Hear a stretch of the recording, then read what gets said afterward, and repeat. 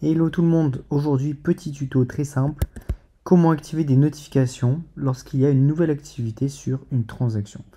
Donc c'est quelque chose qu'on peut aussi faire sur une entreprise ou un contact, mais nous on va s'intéresser plus à notre pipeline de vente.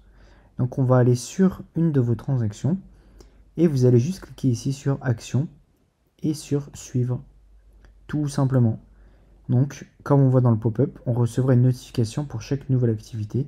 Donc les notifications qui sont les petites cloches, la petite cloche HubSpot ici, ou bien sur votre appareil mobile en fonction de vos préférences. Ce que vous pouvez faire aussi, c'est si vous voulez être notifié mais par une tâche ou une autre notification, parce que ici là on est vraiment sur toutes les activités, donc ça peut être des envois d'emails, etc. Mais si vous voulez juste savoir quand est-ce qu'une transaction passe à un stade précis dans votre pipeline, on peut mettre en place un workflow. Alors pour ce faire, on va créer un workflow. Donc on va aller dans automatisation workflow et on va en créer un nouveau à partir de 0. Donc notre workflow est basé sur les transactions, c'est notre objet principal.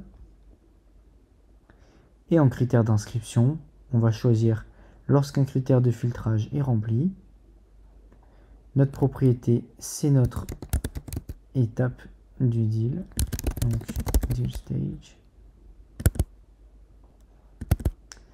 ou plutôt phase en français, phase de la transaction, test pipeline. Donc, si le contrat est envoyé, c'est une étape qui m'intéresse. Donc, mettons que je suis un directeur commercial, j'aimerais bien recevoir une notification. On va enregistrer, ça va être mon critère d'inscription. Donc, vous voyez qu'on peut sélectionner plusieurs phases de la transaction. D'ailleurs, petit tip, la réinscription, je vous conseille de la mettre sur on, donc activé. Ça veut dire qu'à chaque fois que ça se produit, le workflow va se relancer. Alors que si vous laissez ça désactivé, ça se produira qu'une seule fois. Donc ça, c'est valable sur tous les workflows.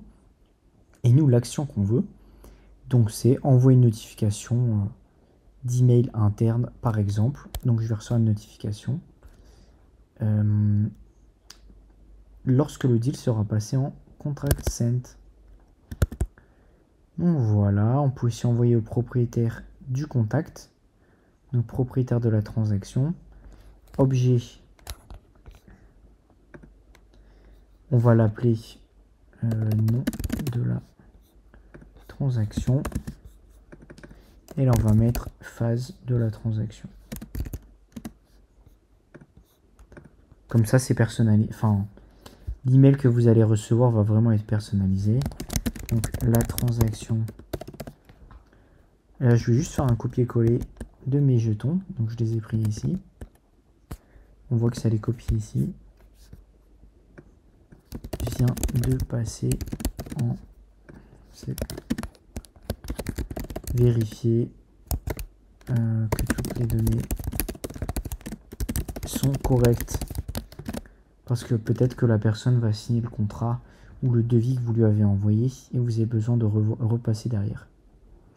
Voilà, on enregistre, on donne un nom au workflow, envoi de notif, transaction, contract set, ou ça pourrait être devis envoyé. Et voilà, on enregistre et on peut publier. Donc comme à chaque fois dans les workflows, pour ceux qui n'ont peut-être pas l'habitude, vous pouvez choisir de mettre directement tous les deals, toutes les transactions qui sont dans votre pipeline et qui répondent à ce critère, ou bien d'attendre que ça se produise. Voilà, donc moi je vais attendre que ça se produise et on peut activer le workflow. Donc sur le même principe, on peut vraiment changer les critères, on peut changer les phases de la transaction pour lesquelles vous pouvez avoir des notifications. Donc pour récapituler, vous avez deux façons d'avoir des notifications sur une transaction. Soit vous voulez suivre toutes les nouvelles activités qui ont lieu sur la transaction, soit vous voulez par exemple avoir des notifications uniquement lorsqu'elles entrent dans certaines phases, peut-être afin de les revoir si tout va bien. Voilà, c'est tout pour aujourd'hui et à la prochaine.